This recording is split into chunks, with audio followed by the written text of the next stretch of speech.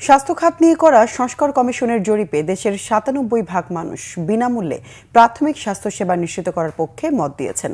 তাই সংবিধান সংশোধন করে প্রাথমিক স্বাস্থ্যসেবাকে জনগণের মৌলিক অধিকারে অন্তর্ভুক্ত করার সুপারিশ করেছে স্বাস্থ্য খাত সংস্কার কমিশন।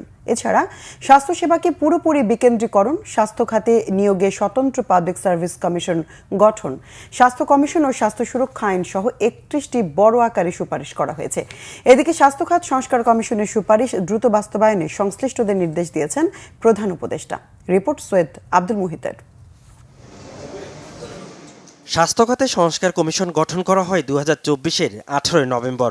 সোমবার জাতীয় অধ্যাপক একে আজাদ খানের নেতৃত্বে কমিশনের সদস্যরা রাষ্ট্রীয় অতিথি ভবন যমুনায় প্রধান উপদেষ্টা ডক্টর মোহাম্মদ ইউনূসের কাছে সংস্কার প্রতিবেদন জমা দেন। সংস্কার কমিশনের জরিপে ওষুধের মূল্য, পরীক্ষা নিরীক্ষা ও ডাক্তারের পরামর্শ ও অস্ত্রোপচারের ফি নির্দিষ্ট করার পক্ষে ৯৫% মানুষ, ৯৭% মানুষ চান প্রাথমিক স্বাস্থ্যসেবা সরকার বিনামূল্যে নিশ্চিত করবে। এমবিবিএস ডাক্তার ছাড়া অ্যান্টিবায়োটিক বিক্রি না করার পক্ষে ৬৮% মত। আর প্রতি ৩ জনের জন্য ২ জন চিকিৎসা সেবা নিতে ভোগান্তির শিকার হয়েছেন। এর মধ্যে ৯০% মানুষ জানেন না প্রতিকারের জন্য কোথায় যেতে হবে তাকে।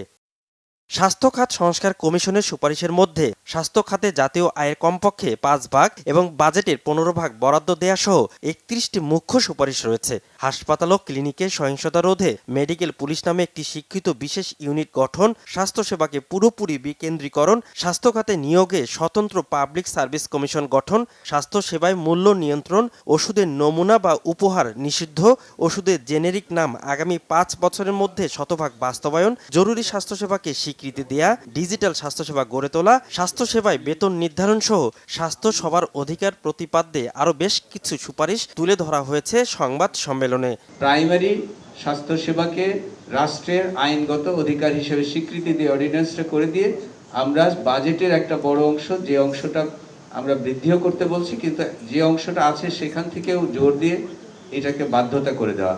সেবা খাতে চিকিৎসকদের ধর্মঘট, কাঙ্ক্ষিত সেবা না পাওয়া সহ নানা প্রশ্নের জবাব দেন কমিশন সদস্যরা।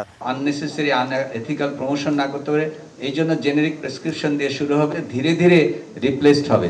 রুলস অফ বিজনেস যা জানা আছে আমার, যে একজন মন্ত্রী সরকারি খরচের চিকিৎসা দেশেই পাইতে পারে, ও দেশের বাইরে এন্টাইটেল না। আমাদের যে স্বাস্থ্য ফেসিলিটিস, এটা একটা উন্নত বিশ্বের সমান নয়, কোথাও কোথাও উই আর ডেফিশিয়েন্ট আছে।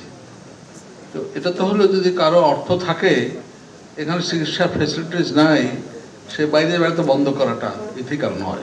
রূপান্তর প্রক্রিয়াটি সম্পন্ন করতে ২ বছর সময় লাগতে পারে বলেও প্রতিবেদনে উল্লেখ করা হয়েছে।